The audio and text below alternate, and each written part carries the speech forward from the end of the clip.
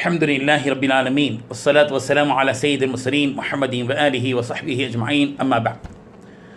قرآن مجید فرقان حمید نے مختلف چیزوں کے حصول کے فارمولے بیان کیے ہیں۔ اگر ہم قرآن مجید میں غور کریں اس بات پر تو ہم کو اس بات کا سبق ملتا ہے۔ رحمت کو پانے کا فارمولہ، مغفرت کو پانے کا فارمولہ، جنت کے حصول کا فارمولہ وغیرہ وغیرہ۔ ذہن میں آیا کہ کچھ ایک دو فارمولے آج آپ کی خدمت میں رکھے۔ قرآن مجید کا مہینہ ہے ماہ رمضان، ماہ قرآن ہے۔ آج کی اس ملاقات میں میں آپ کو یہ بتاؤں گا کہ اللہ تبارک و تعالی ہمارے ساتھ ہوں، اس کے لیے ہم کو کیا فارمولہ اختیار کرنا پڑے گا۔ قرآن مجید نے کئی فارمولے بیان کیے ہیں کہ اللہ تعالی ہمارے ساتھ رہیں۔ جیسے کہ دنیا میں ہم بولتے ہیں ہم آپ کے ساتھ ہیں، کوئی بڑا آدمی، کوئی محلے کا بڑا لیڈر اگر یہ ہم سے کہے کہ ہم تمہارے ساتھ ہیں، ڈرنے کی کوئی بات نہیں، تو ہمارے اندر ایک ہمت آ جاتی ہے۔ لیکن اگر اللہ تبارک و تعالیٰ کسی بندے سے کہیں کہ ہم تمہارے ساتھ ہیں، اگر تمہارے اندر یہ صفت موجود ہو تو یہ تو بہت بڑی بات ہے، ہمارے لیے بڑی ہمت کی بات ہے۔ اللہ تبارک و تعالیٰ نے سورہ بقرہ کی آیت نمبر 153 میں یہ ارشاد فرمایا ان اللہ مع الصابرین، بے شک اللہ تبارک و تعالیٰ صبر کرنے والوں کے ساتھ ہے۔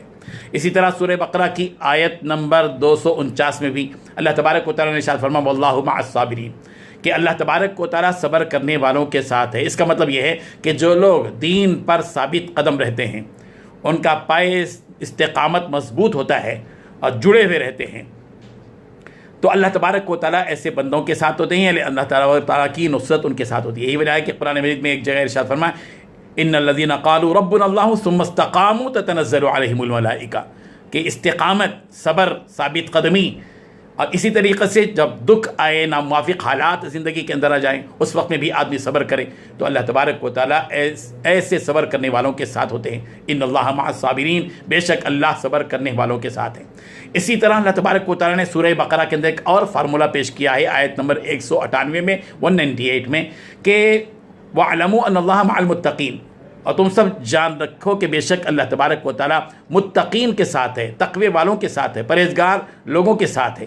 اس سے یہ معلوم ہوا کہ جو آدمی اس دنیا کے اندر تقوی والی روش کو اختیار کرتا ہے، اللہ تبارک و تعالیٰ اس کے ساتھ ہوتے ہیں، یعنی اللہ تعالیٰ کی مدد ایسے لوگوں کے ساتھ ہوتی ہے۔